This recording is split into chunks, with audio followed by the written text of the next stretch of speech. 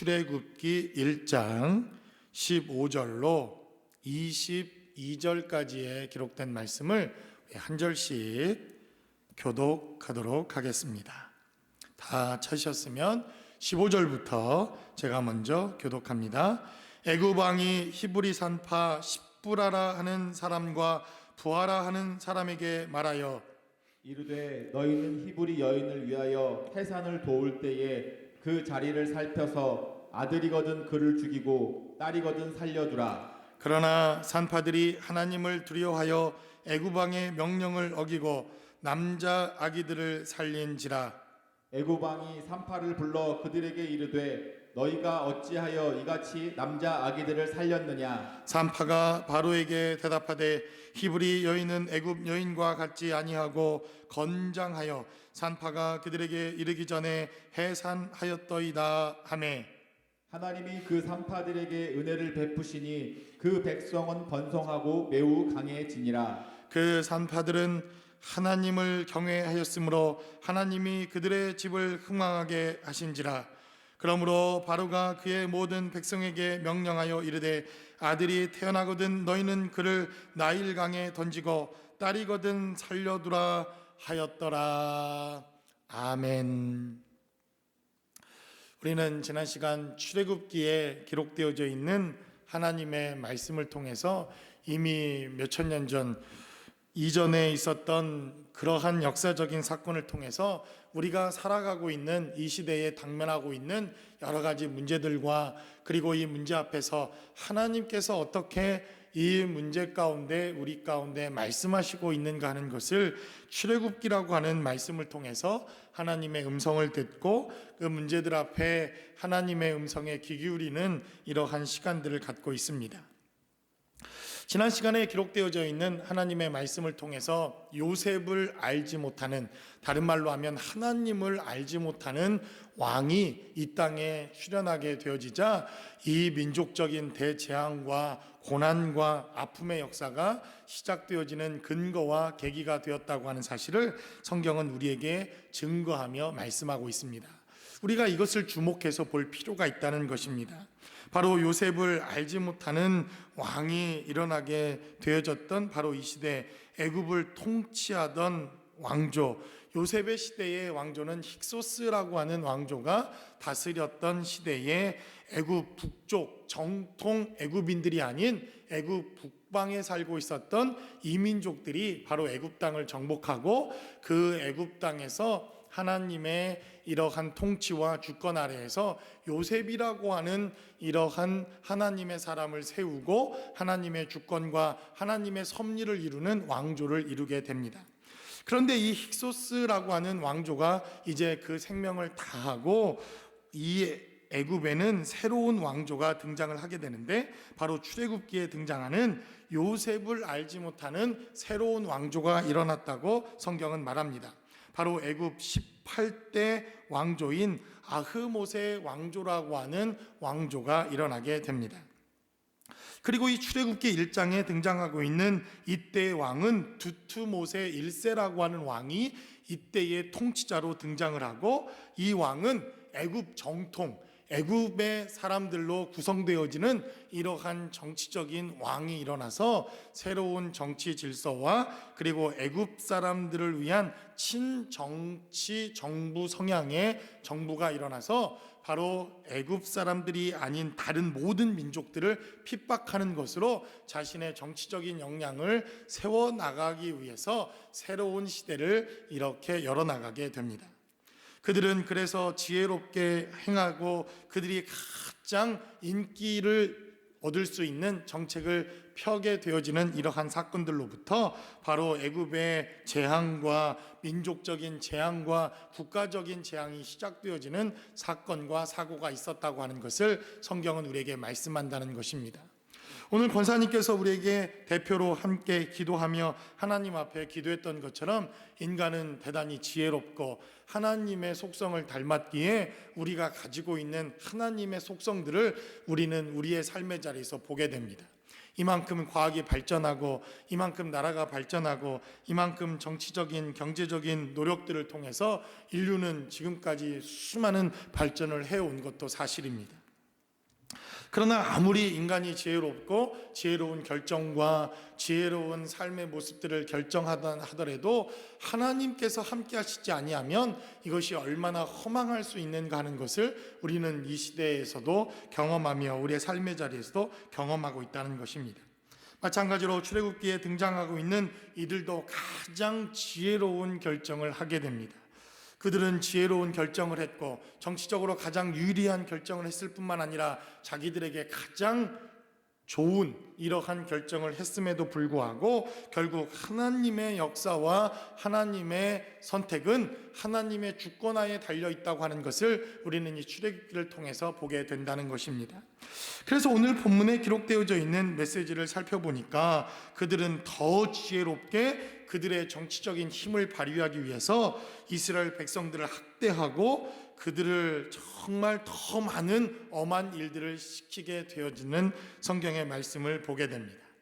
그럼에도 불구하고 성경은 말씀하기를 그들을 괴롭게 하니 흙 이기기와 벽돌 굽기와 농사의 여러 가지 일이라 그 시키는 일이 모두 엄하였다. 13절과 14절은 기록되어져 있습니다. 그러나 성경은 기록하기를 그들을 학대하면 학대할수록 그들에게 더 많은 짐을 지우면 지울수록 그들에게 더 많은 세금을 거두면 거둘수록 하나님의 손이 그들과 함께하니 이스라엘 백성들은 더욱더 강건해지고 그들은 더욱더 강성하여졌다고 하는 것이 성경이 기록하고 있는 약속과 말씀입니다. 그렇게 되어지자 이제 애굽 왕과 그 정치 지도자들은 새로운 지혜를 발휘하게 됩니다. 바로 아들을 죽여라 이렇게 명령하는 명령으로부터 더 많은 고난과 핍박과 어려움과 인간의 지혜로 해결할 수 없는 문제를 이스라엘 백성들은 당하게 되었다고 성경은 이렇게 말씀합니다. 오늘 본문이 기록하고 있는 극심한 고난과 민족적인 고난 앞에서 우리가 해야 할 일이 무엇인가 하는 것을 본문은 우리에게 말씀합니다. 어쩌면 인간의 지혜로 인간의 갖고 있는 능력과 권세로 해결할 수 없는 이러한 당면 문제 앞에서 이러한 고난과 재난 앞에서 우리가 하나님 앞에 나아가야 할 삶의 지혜는 무엇인지 오늘 본문이 기록하고 있는 말씀을 통해서 함께 나눠보기를 원합니다. 첫 번째로 본문은 우리에게 증가하기를 바로 우리 스스로 해결할 수 없는 바로 이러한 고난과 문제 앞에서는 하나님을 경외하는 일로부터 우리가 해야 할 일이 시작되었다고 성경은 우리에게 말씀합니다. 15절은 기록된 대로 애굽 왕이 히브리 산파 십부라라 하는 사람과 부하라 하는 사람에게 말하여 이르되 너희는 히브리 여인을 위하여 해산을 도울 때에 그 자리를 살펴서 아들이거든 그를 죽이고 딸이거든 살려두라 이렇게 성경은 기록합니다.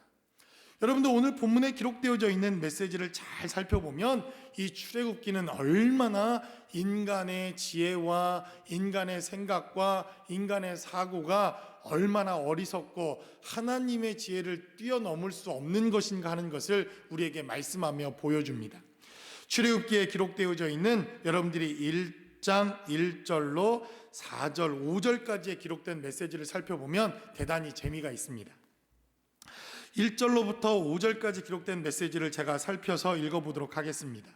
야곱과 함께 각각 자기 가족을 데리고 애굽에 이른 이스라엘 아들들의 이름은 이러하니 성경은 기록합니다.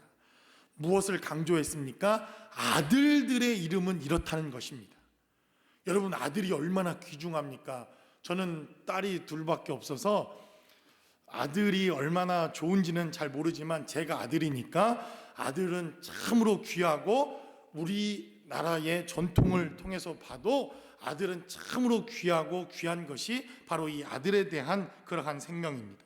그래서 출애굽기가 기록되어져 있는 메시지를 살펴보니까 루벤과 시므온과 레위와 유다와 이사갈과 스불론과 베냐민과 단과 납달리와 갓과 아세리오라고 성경은 말하며 야곱의 허리에서 나온 사람이 모두 70이요 요셉은 애굽에 있었더라 성경은 이렇게 말씀합니다.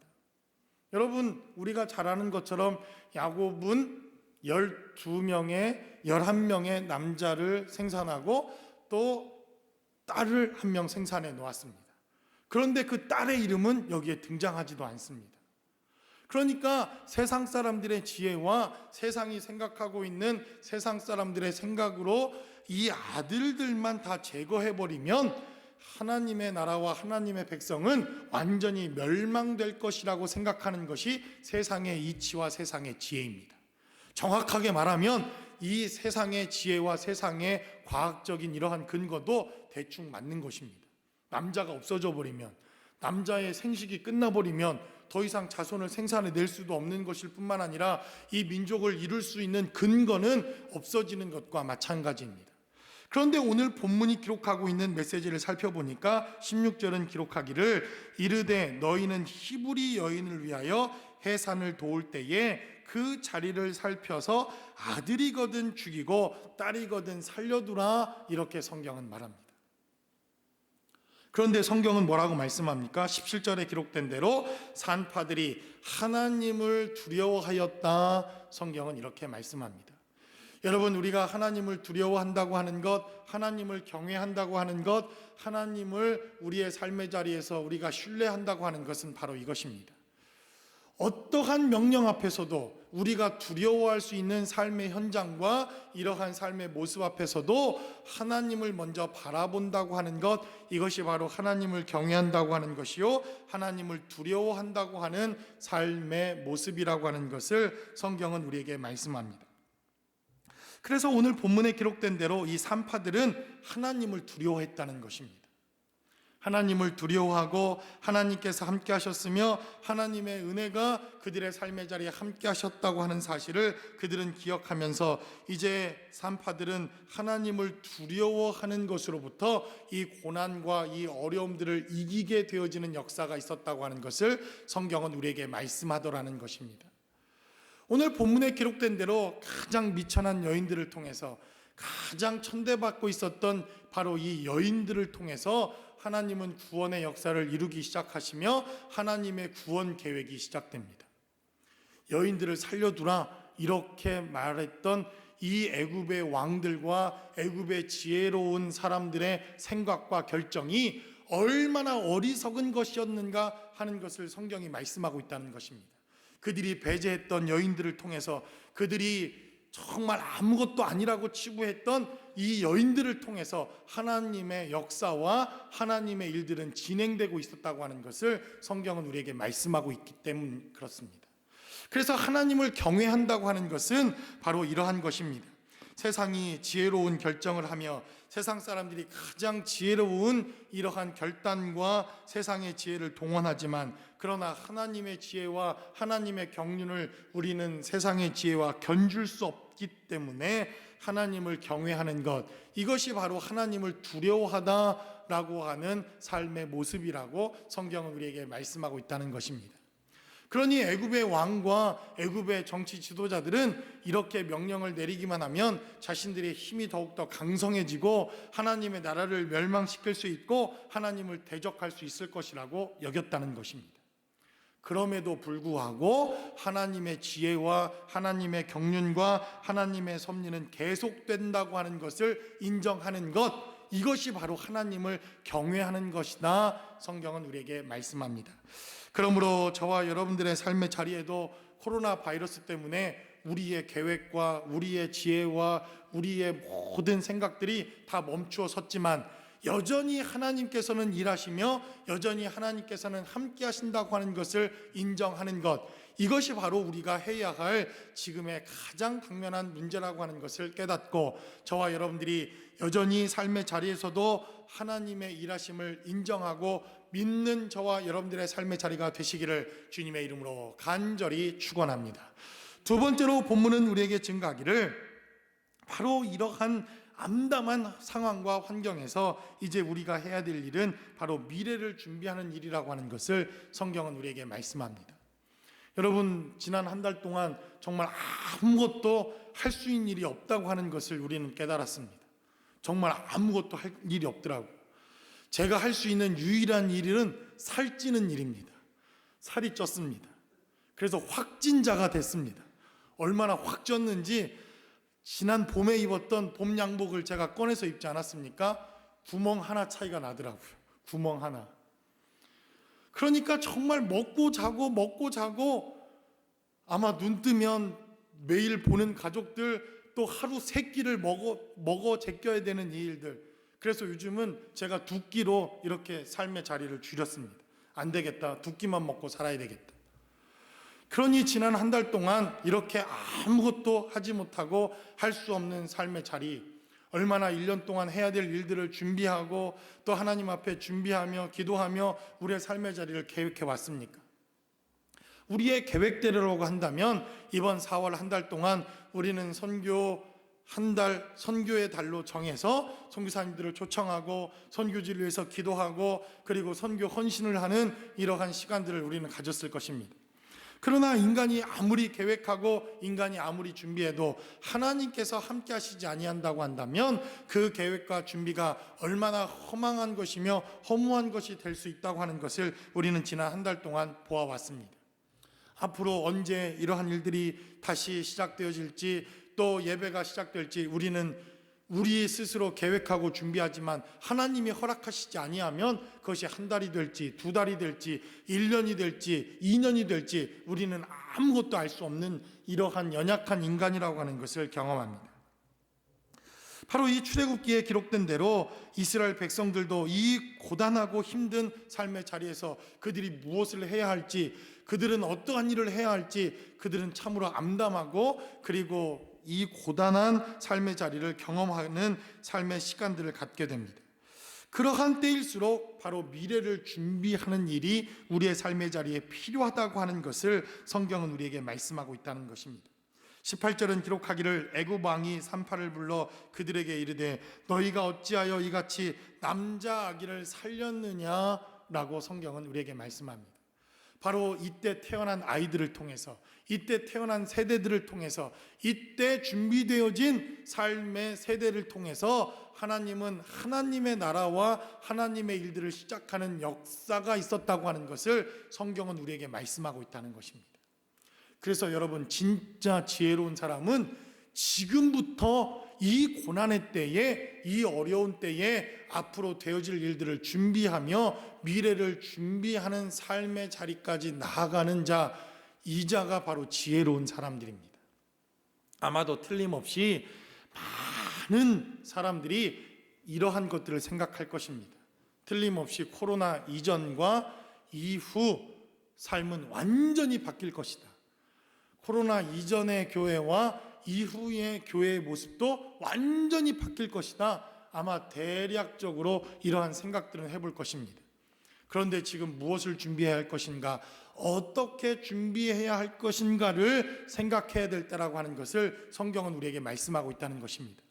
하나님께서는 이 문제, 바로 이 이스라엘 백성들이 당할 고난의 문제, 고통의 문제들을 통해서 하나님이 준비하시는 준비의 손길을 우리가 볼 수 있다는 것입니다. 바로 이때 태어났던 남자아이들, 이때 태어났던 세대들, 이때 태어났던 가장 극심한 고난 가운데 태어났던 사람들을 통해서 하나님은 출애굽이라고 하는, 가나안 정복이라고 하는, 그리고 하나님의 나라를 이루는 역사를 이들을 통해서 이루셨다고 하는 사실을 우리는 경험해야 할 필요가 있다는 것입니다. 그래서 어쩌면 가장 극심한 고난과 바로 이 어려움의 때가 하나님의 미래를 준비하는 때요, 하나님의 일을 준비하는 때라고 믿습니다. 그래서 제가 살펴보니까 낙심이 되죠. 낭망되죠. 한 달 동안 예배할 수 없고, 한 달 동안 교회가 앞으로 어떻게 될 것인가, 하나님의 사람들은 과연 어떻게 일들을 준비할 것인가, 생각만 해도 암담하고 생각만 해도 더 이상 생각하기도 쉽지 않은 이러한 일들이 일어날 것을 예상해 볼 수 있습니다. 그런데요, 오늘 본문에 기록된 메시지를 살펴보면서 한 주간 하나님이 우리의 삶의 자리에 일하신 것을 살펴보니까 하나님께서 정말 놀라운 일들을 하고 계신다고 하는 것을 우리는 경험합니다. 여러분 보니까요, 주의 몸된 교회가 이렇게 온라인으로 예배하니까 주의 몸된 교회에 부흥하는 부서가 있습니다. 여러분 아시죠? 우리 어린이 부서가 엄청나게 지금 부흥하고 있습니다. 저희가 전도하러 가지 않아도 멀어서 오지 못한다고 했던 그 자녀들이 지금 온라인으로 함께 예배합니다. 하나님의 섭리구나, 하나님의 축복이구나 하는 것을 깨닫습니다. 그리고는요, 아마 여러분들이 지난주 영상을 보셨을 겁니다. 예배가 끝났다고요? 울고 불고 난리를 합니다. 저는 예배가 끝나면 오늘도 예배를 무사히 잘 마쳤구나 안도의 한숨을 쉽니다. 그런데요, 우리 다음 세대, 온라인으로 예배하는 우리 다음 세대는 보니까 예배가 끝났다고 왜 더 예배하지 않느냐고 울고 불고 난리를 하더라고요.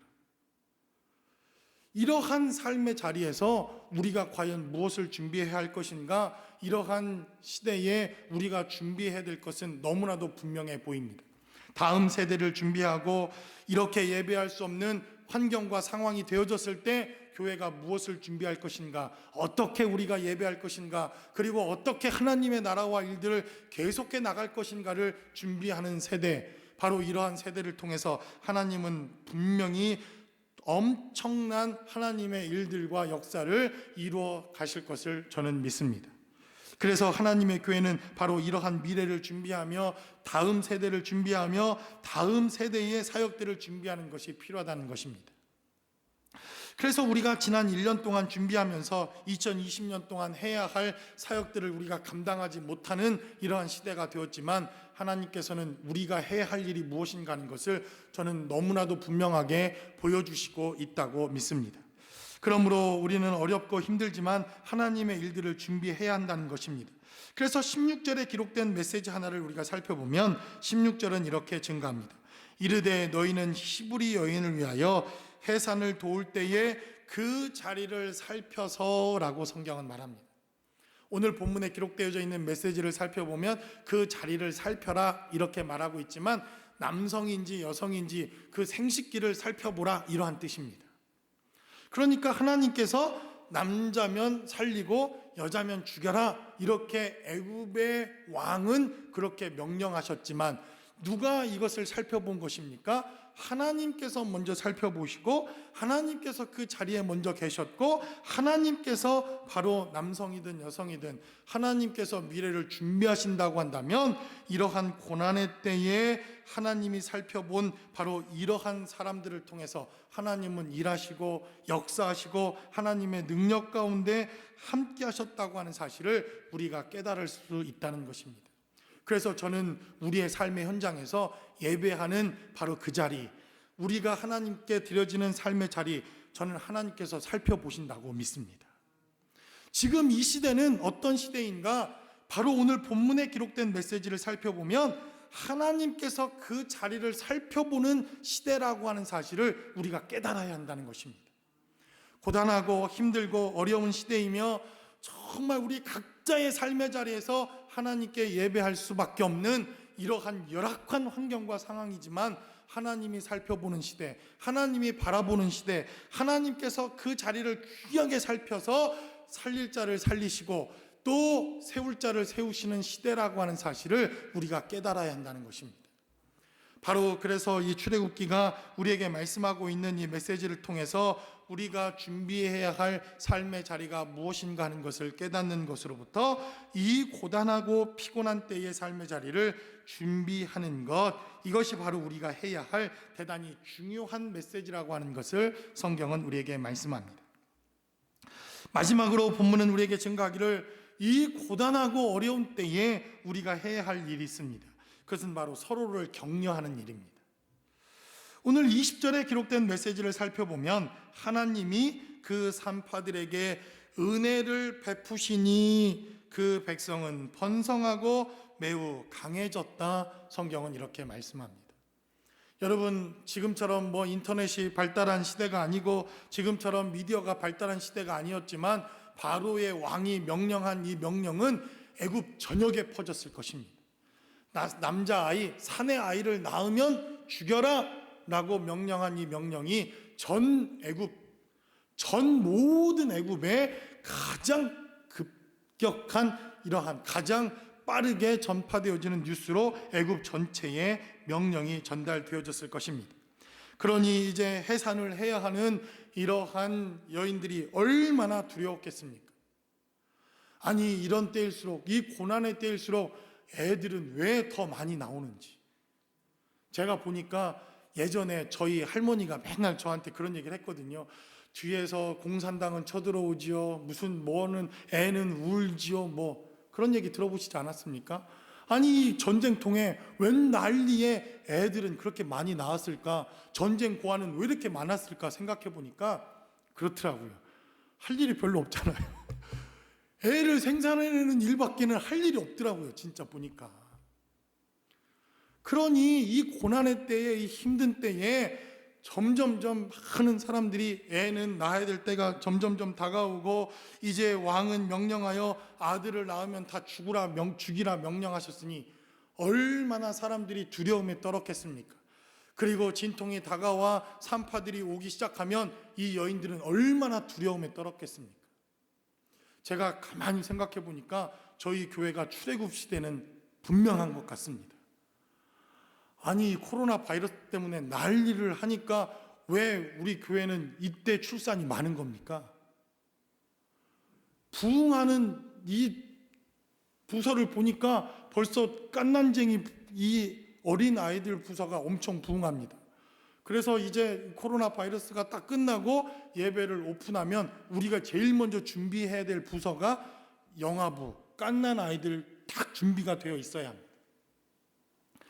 그런데 이 산파가 달려오는 그 산파의 이 도착이 알려지는 그때에 가장 두려워하고 가장 어려움 가운데 있어야 할 이 여인들은 산파로부터 격려를 받습니다.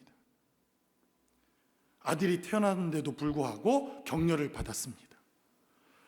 히브리 노예가 아들을 낳으면 죽이라고 하는 명령이 떨어졌음에도 불구하고 아들을 낳았던 이스라엘의 여인들은 이 산파로부터 격려를 받았습니다. 아들을 낳아서 수고했다. 아들을 낳아서 너무너무 잘됐다. 내가 태어난 이 아이를 보니 아들이다. 이러한 격려를 받습니다. 그래서 성경은 기록된 메시지를 살펴보니까 하나님께서 그 산파들에게 은혜를 베푸셨다라고 성경은 말합니다. 그래서 19절에 기록된 대로 산파가 바로에게 대답하되 히브리 여인은 애굽 여인과 같지 아니하고 건장하여 산파가 그들에게 이르기 전에 해산하였더이다 하매라고 말합니다. 그러니까 지금 이 애굽의 여인들로 구성되어진 이 산파들, 아이를 낳자마자 아기를 빼앗기고 죽임을 당할 수밖에 없는 이 고난의 현장에서 이 산파들을 통하여 아이를 낳았던 부모들과 그리고 하나님의 사람들은 격려와 위로를 경험하게 되었다는 것입니다. 여러분, 이 격려와 위로가 얼마나 큰 위로와 격려가 되었겠습니까? 아들을 낳기만 하면 죽을 수밖에 없는 운명과 상황이었을 것이라고 그들은 생각했을 것입니다. 그러나 오히려 아들을 낳았더니 격려를 받고 아들을 낳았더니 위로가 되어지는 환경과 상황을 그들은 경험하게 되었다는 것입니다. 아마 이때 태어난 아들이 아론이 아니었을까 생각해 봅니다. 아론도 이때 태어나고 모세 형제들도 이때 태어나고 하나님의 지도자의 역할을 감당하는 사람들도 아마 이때 태어났을 것입니다. 그리고 그 격려와 위로는 이제 하나님께서 그 산파들을 격려하고 위로하는 메시지로 바뀌게 되는 것을 보게 됩니다. 20절에 기록된 대로 하나님이 그 산파들에게 은혜를 베푸셨다라고 성경은 말합니다. 바로 이 고난과 어려움의 때일수록 우리가 해야 할 일이 있다는 것입니다. 그것은 바로 서로 격려하는 일입니다. 여러분, 그냥 생존에 있는 것만으로도 여러분은 격려받아 마땅하신 분들입니다. 여러분들 너무 남편들이 살쪄서 정말 확진자가 되었다고 너무 구박하지 마십시오. 그 못난 남편이라도 살아있는 것이 어디입니까? 눈뜨기가 무섭지요? 또 눈 떴다고, 왜 눈 떴냐고 옛날에 그렇게 구박하며 때렸다고 하는데, 그러니 지금은 서로가 격려하며 위로하며 그리고 서로가 이 고단한 이러한 환경과 상황일수록 함께 은혜를 나누며 함께 격려하며 이러한 삶의 자리를 이겨나갈 수 있도록 함께 위로하는 삶의 자리가 필요하다고 하는 것을 성경은 우리에게 말씀하고 있다는 것입니다. 그러므로 21절은 기록한 대로 그 산파들은 하나님을 경외하였으므로 하나님이 그들의 집안을 흥왕하게 하셨다라고 성경은 우리에게 말씀합니다. 이렇게 자신들이 할 수 있는 격려와 위로와 하나님의 은혜를 증거하게 되어지자 이스라엘 백성들은 이들을 통해서 이기고 승리하며 결국엔 하나님이 주시는 지혜로 말미암아 이 고난과 이 어려움의 현장을 이길 수 있는 세대가 되었다고 성경은 우리에게 말씀합니다.